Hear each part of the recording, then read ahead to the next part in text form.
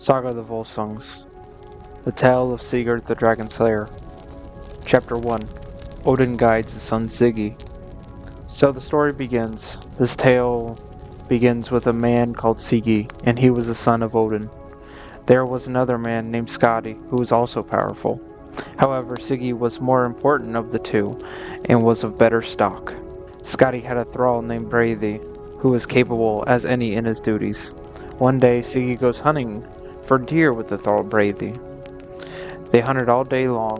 When they met together, Breidi's bounty of deer was far greater than what Siggy had slain. Siggy, dismayed to be shown up by a thrall, wondered why a thrall should outdo him in hunting. For this reason, Siggy murdered Breidi. Siggy, in his anger, slew the thrall and buried his body in a snowdrift. When Siggy went home that evening, he said that Breidi had ridden away into the wilderness. Soon he was out of my sight, and I never saw sign of him again, Siggy explained. Skadi doubted the tale that Siggy spun, and figured it was a deception. Skadi sent men to see what happened to Breidi, and search for signs of any misdoings. In their seeking, they found Breidi's body in a snowdrift.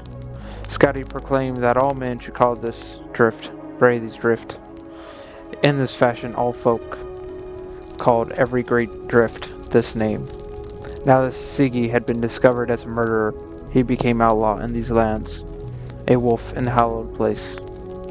So his father Odin guided him from those lands. They fared far away until they came upon warships and men, so he might capture his own homeland. Siggy went warring, and ever victorious he was, that he won himself a kingdom and a homeland. Thereupon he took a noble wife and became a great king and ruled over the land of the Huns. He and his wife had a son named Retelling, who grew up in his father's care. Quickly he became strong and steadfast. Now the king Siggy grows old, and many were envious of him. His most trusted advisors plotted against him, even his wife's brothers, and they fell upon him when he was most vulnerable. Siggy had few loyal men with him. It was a short fight. Siggy fell there with sword in hand, but his son Retelling was not with his father in that fight. Retelling, in learning of his father's death, gathered his friends and the great men of the land, and seized the lands his father had ruled. Now that he can stand firm in his rule, he can now avenge his father. King Retelling gathers his mighty men against his maternal uncles.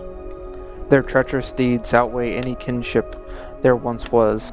He fared forth to carry out this dreadful deed, but he slew his father's killers. He got much more land and lordship, and has now become mightier than his own father, Siggy. Now Retelling had won much wealth and land for himself. He wedded himself a wife. Long they lived together, but had no heir. Too much was their grief, and they prayed to the gods with heart and soul that they might be blessed with a child. Frigg heard their prayers, and told Odin what they asked. Odin, with his many resources, calls one of his wish maidens, the daughter of the giant Hrymr, and told her to take the king this apple. She took the apple and shapeshifted into a crow and took flight. She flew and found the king sitting upon the mound, waiting for wisdom, and let the apple fall in his lap. Knowing that his prayers had been answered, he returned to his queen, and they ate the apple.